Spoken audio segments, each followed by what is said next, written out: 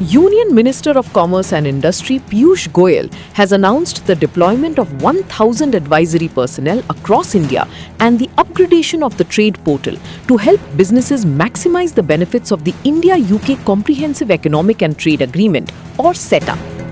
Goyal made the announcement while participating in a series of high-level engagements during the 10th annual UK-India Week in London on Friday. The landmark trade pact is scheduled to come into effect on July 15 and is projected to increase bilateral trade by GBP 25.5 billion annually, making it India's most comprehensive free trade agreement to date. Boost for trade, professionals and businesses.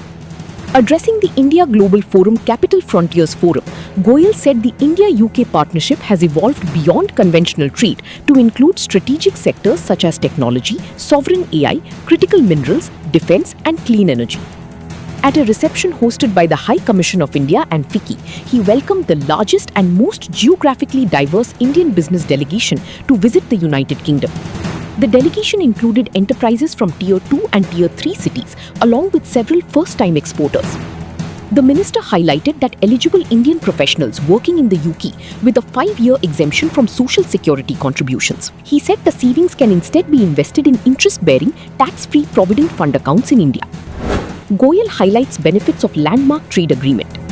Goyal also stressed the importance of strengthening sub-national economic partnerships, citing Birmingham, Gujarat and Manchester, Maharashtra as examples of region-to-region collaboration that can drive future growth.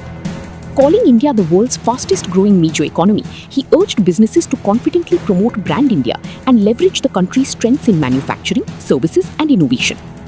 The minister said the India-UK CETA would improve market access, enhance the competitiveness of Indian businesses, facilitate greater mobility for professionals, and create new opportunities across goods, services, and investment.